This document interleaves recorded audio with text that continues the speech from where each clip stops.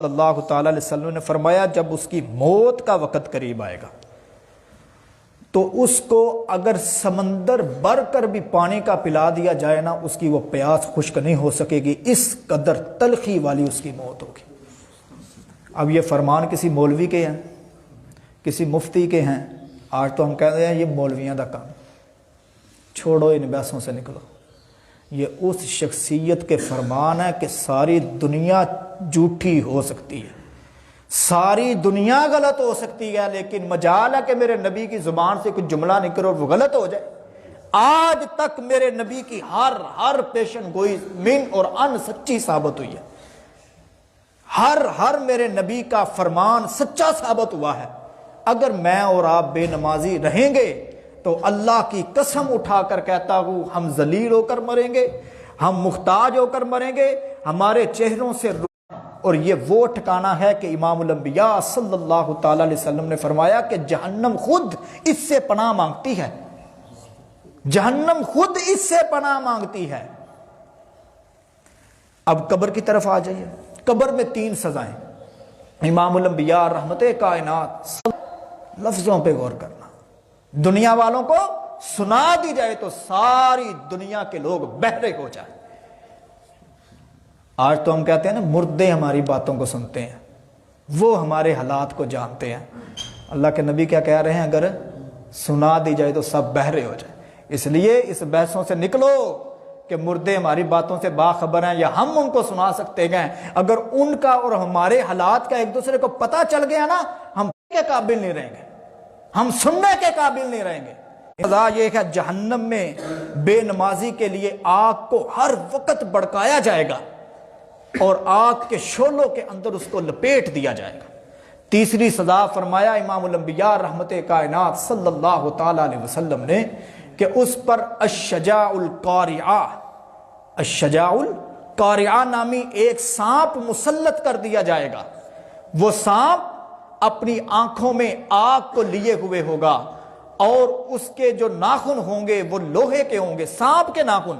اب ہم نے دنیا میں سانپ دیکھے ہیں گور، یہ تو اللہ نے بنائے ہیں۔ قبر کے اندر کس طرح کے سانپ ہے، کس طرح کی جسامت ہے، یہ وہ بنانے والا بہتر جانتا ہے۔ جب وہ کہتا ہے کن ہو جا تو فیکون، وہ ہو جاتا ہے۔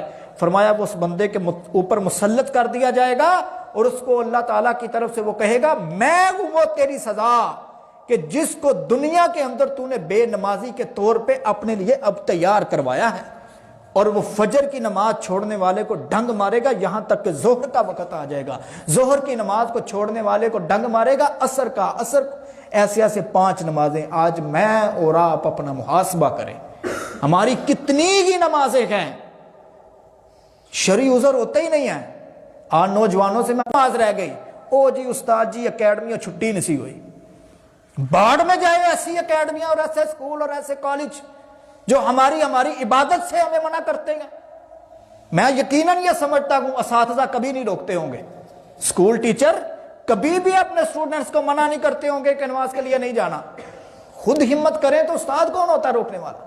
خود ہمت کرو تو اور کون ہوتا ہے کہ آپ کے راستے میں رکاوٹ بننے والا؟ بلکہ اسی کالج، اسی یونیورسٹی اور اسی اکیڈمی کے اندر کچھ طلبہ ایسے ضرور ہوتے گئے جو اپنی پڑھائی کو چھوڑ کر نماز کی طرف چلے جاتے ہیں۔ ہر کے لیے دکاندار ہیں، ان سے پوچھا جاتا ہے کیوں نماز رہ گئی؟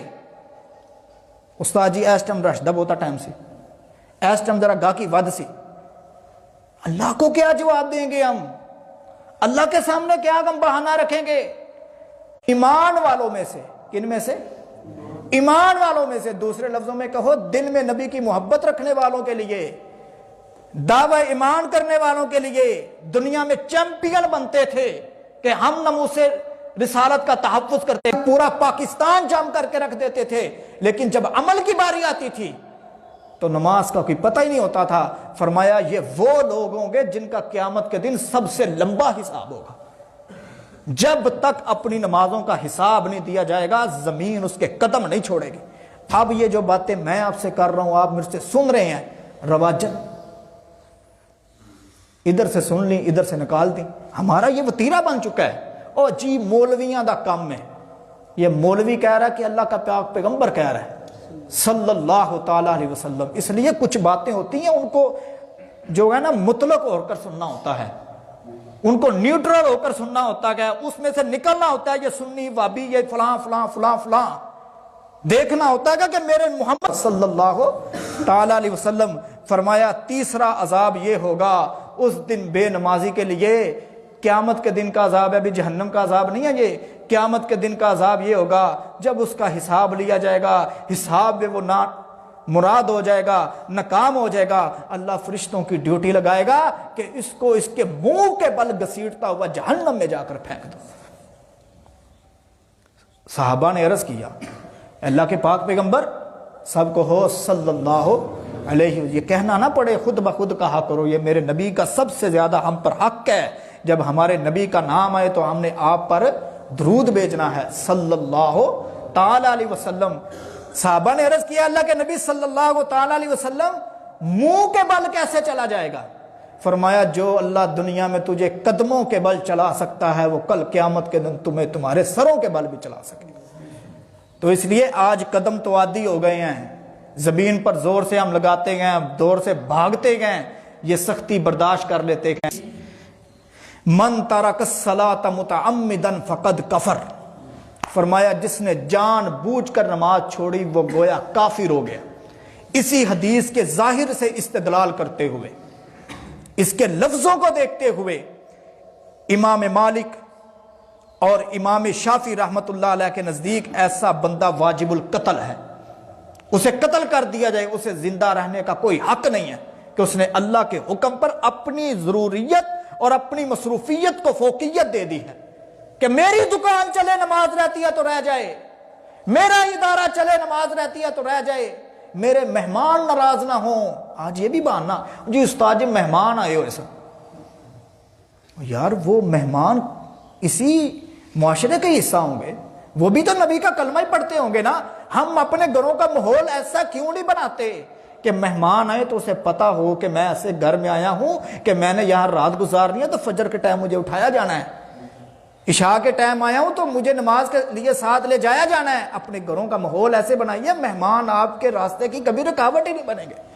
مہمانوں کا بہانہ کیوں ہو جاتا ہے؟ کیونکہ ہمارے گھروں کا ماحول ایسا نہیں ہے۔ امام شافعی اور امام مالک رحمت اللہ علیہ کیا فرماتے ہیں کہ ایسا بندہ واجب القتل ہے، اور امام احمد رحمت اللہ علیہ کا بڑا ہی سخت نظریہ فرماتے ہیں کہ جو بندہ جان بوجھ کے نماز چھوڑ دیتا ہے وہ کافر ہو جاتا ہے، اور ایسا بندہ کلمہ پڑھنے کے باوجود دعوی محبت رکھنے کے باوجود دنیا سے چلا جاتا ہے، اس کا جنازہ پڑھانے کی اجازت نہیں ہے، اس کو مسلمانوں کے قبرستان میں دفن کرنے کی اجازت نہیں ہے۔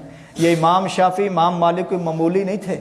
امام مالک رحمت اللہ علیہ وہ گئے جنہوں نے سب سے پہلے حدیث کی کتاب لکھی، ابھی بخاری شریف مسلم شریف نہیں لکھی گئی تھی، سب سے پہلے جو حدیث کی کتاب لکھی گئی وہ کس نے لکھی؟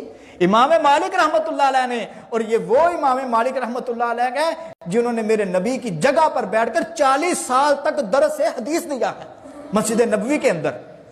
آج یہ مکہ اور مدینہ والے یہ سارے کے سارے مقلد ہیں امام شافعی، امام مالک اور امام احمد بن حنبل کے رحمت اللہ علیہ، اور سب سے نرم جو مزاج رکھا ہے اس میں، سب سے زیادہ ڈیل جس مسلک نے دی ہے احناف نے، وہ ڈیل یہ دی ہے، آسانی یہ دی ہے کہ ایسے بندے کو قتل نہ کیا جائے، ایسے بندے کو واجب القتل نہ کہا جائے، کافر نہ کہا جائے، بلکہ اس کو قید میں ڈال دیا جائے، جب تک نمازی نہیں بن جاتا اس وقت تک اس کو قید نہ کیا جائے۔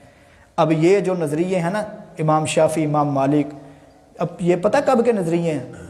یہ اس وقت کے نظریے ہیں جو بڑا بہترین دور تھا، یہ اس وقت کے نظریے گئے جب اسلام غالب تھا پوری دنیا کے اندر، یہ اس وقت کے نظریے ہیں جس وقت نماز صرف اور صرف منافق چھوڑا کرتے تھے۔